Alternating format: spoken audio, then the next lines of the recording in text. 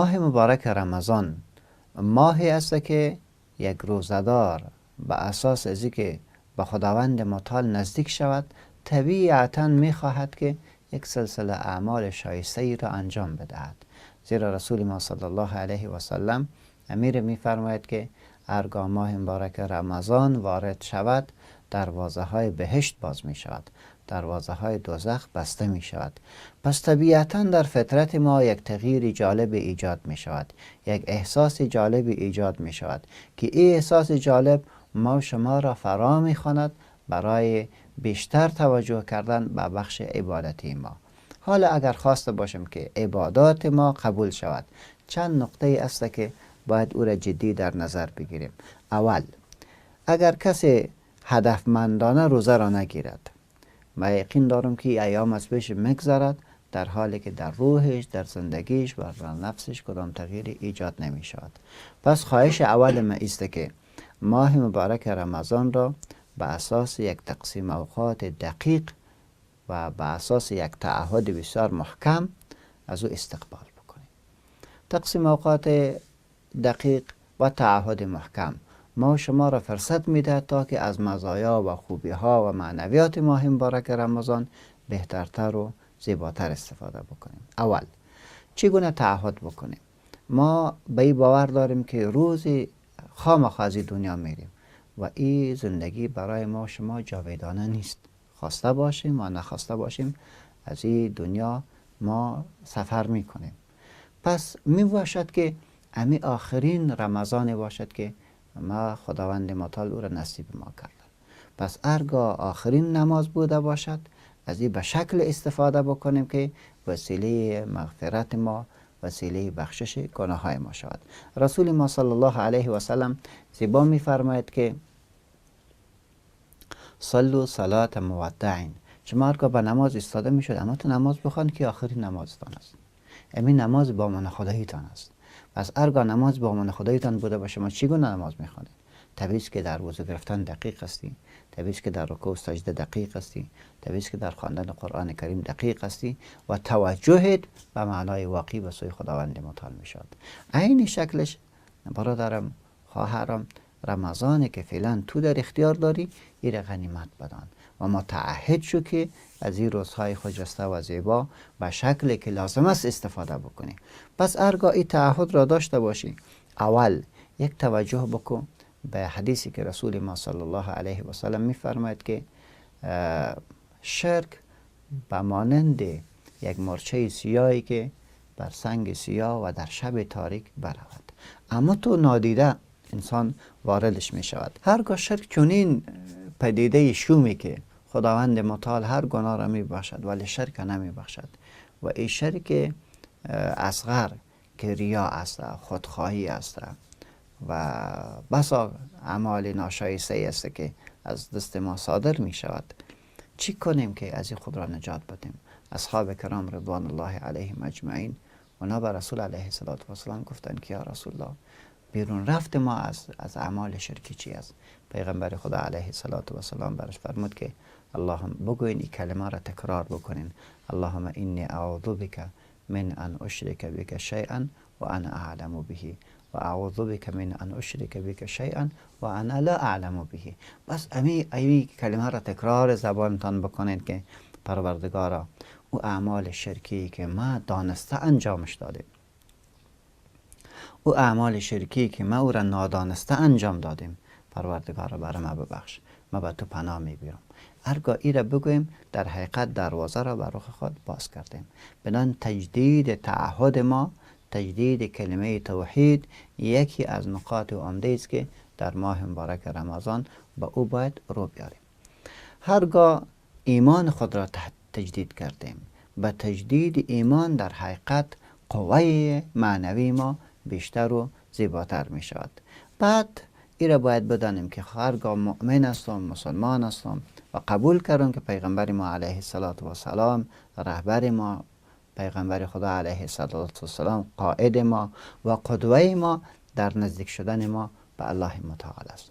پس ذره ذره متوجه شویم که پیغمبر علیه السلام ماه مبارک رمضان را چگونه استقلال میکرد، چگونه از او فرصت استفاده میکرد. پس اول نقطه که خواسته باشیم بعد از کلمه توحید متوجه بوده باشیم به نمازهای خود ما. نماز را خوب بخوانیم. نماز را خوب خواندن یعنی چی؟ به لباس پاک خود متوجه شویم، وضو را خوبش بگیریم، وضو را خوب بگیریم و متعهد بشویم که نماز را در جماعت میخوانیم. ما بس اوقات میبینیم که دوستای ما به خاطر یک بولانی، به خاطر یک لقمه از مسجد عقب میمانند، از جماعت عقب میمانند. پس زیبایی است که وقتی که تجدید تعهد کردیم به خاطر که ثواب بیشتر را به دست بیاریم، ما باید نماز خود را به جماعت ادا بکنیم. متعهد شویم که نماز را به جماعت میخوانیم. به هیچ وجه به خود اجازه ندیم که نمازهای خود را در درون خانه خود ادا بکنیم. بله، نمازهای فرض خود را در مسجد بخوانیم. نمازهای سنت خود را و نوافل خود را کوشش بکنیم که او را در خانه بخوانیم. رسول ما صلی الله علیه و سلم میفرماید که لا تجعلوا بیوتکم قبورا، خانه های خود را قبر قرار ندهید که در قبر نماز نمیشه، شما در خانهتان نماز نخوانید. یه میگه که نویروا بیوتکم بالصلاة، خانه هایتان را به نماز پر نور بکنید. پس کوشش بکنید که سنت ها را در خانه ادا بکنید برای نماز فرض. اما تو با ذکر خداوند متعال زمزمه کنان برین به طرف مسجد. این دوم نقطه است که هرگاه قدم شما به طرف مسجد میگذارین، در اینجا هم خوب تصوری از این را پیدا بکنید که هر قدمی که تو برمیداری در مقابل ازی خداوند متعال گناه تو را میبخشد و برای تو پاداش میدهد. یعنی یک قدم 10 گناه را میبخشد، 10 ثواب را الله متعال برای تو میدهد. انگامی که قدم ها را به طرف مسجد میگذاری و میروی، ایره بگو که خدایا گناه مرا ببخش، پروردگار گناه مرا ببخش. و انگامی که وارد مسجد میشی، دعای مسنون رسول ما صلی الله علیه و سلم که به ما شما تعلیم داده، پای راست داخل مسجد بگو اللهم افتح لی ابواب رحمتک، اللهم صل علی محمد. ایرا بگوین داخل مسجد شوین. ما انگامی که وارد مسجد میشیم و با آداب وارد مسجد شدیم و دعای مسنون رسول علیه السلام را گفتیم که بار الها دروازه های رحمتت را برایم باز بکن. خب چرا این رقم میگیم؟ چرا رحمت میگیم؟ به خاطر که ما با پشتکی های از گناه وارد خانه خدا شدیم و طبیعی است که هر کسی که گناه میکند برای از اینکه خطایش بخشیده شود به صاحب منزل میرود و در اونجا با تواضع و با انکسار معذرت خود پیش میکند. هر نمازگزار در ماه مبارک رمضان و در غیر ایام رمضان وارد مسجد که میشد با همین تعبیر وارد شد که خدایا ما تمام روز گناه کردیم، غلطی کردیم، اشتباه کردیم، اکنون تائب به تو برگشتیم، اکنون بر زیر سایه رحمتت برای ما جای بدی. هرگاه ما با این فکر در حالی که روزه هم بر دهن داشته باشیم وارد مسجد شویم، خداوند متعال نماز ما شما را میپذیرد، دعای ما شما را میپذیرد و مورد رحمتش قرار میدهد. بعد اگر وقت داشته باشیم 2 رکعت نماز تحیه مسجد را بخوانیم و اگر نماز آماده بود نماز را میخوانیم. نماز را که خواندیم دوستای ما غالبا فراموش میکنن طریقه رسول ما صلی الله علیه و سلم را در نماز. به این معنا که انگامی که میگم السلام علیکم و رحمت الله، بعد همگی هم میخزن یا کلمه توحید را بلند میخوان، لا اله الا الله محمد رسول الله، ولی در حالی که رسول علیه السلام برای ما و شما چگونگی ختم نماز را یاد داده است. پس زیبا خواهد ای بود که انگامی که سلام دور میتیم میگیم که الله اکبر، خدای تو بسیار بزرگ هستی، تو بسیار بزرگ هستی و ما بسیار کوچک و گناهگار و دارای خرابی های متعددی. بنان اللهم انت السلام، بار الها تو از هر عیب و نقص تو سالمی و منک السلام، و سلامتی اعمال ورشکسته و تکه تکه و ریایی و با مشکل ما را تو سالم بگردم. یعنی انگامی که خدای تو سالمی، چون سالمی از هر عیب و نقص، پس شی شکسته را، شی خراب را، شی غلط را نمیپذیری.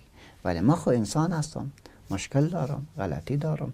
پروردگارا و منک السلام، سلامتی اعمال هم به توفیق تو است، هم به یمن تو است، هم به برکت تو است. بنان پروردگارا این عمل ناچیز مرا سالم بگردان. یا ذا الجلال و الاکرام، ای صاحب شکوه و با عظمت، تو ذات با شکوه و عظیمی ایره بپذیر. ما هرگاه نماز خود را به این شکل ادا بکنیم، ان شاء الله العزیز که نماز ما وسیله قرب ما به الله متعال می شود. این نکته دیگری بود. بعد وقتی که نماز را خواندیم و سلام را گشتاندیم و دعای مسنون را خواندیم، باز کوشش بکنیم که اذکار را هم در نظر داشته باشیم. یعنی به این معنا که یک 10 بار بگیم اشهد ان لا اله الا الله وحده لا شریک له له الملک و له الحمد و هو علی کل شیء قدیر. چه قضیه بخواد بود که این کلمات ورد زبان ما شود.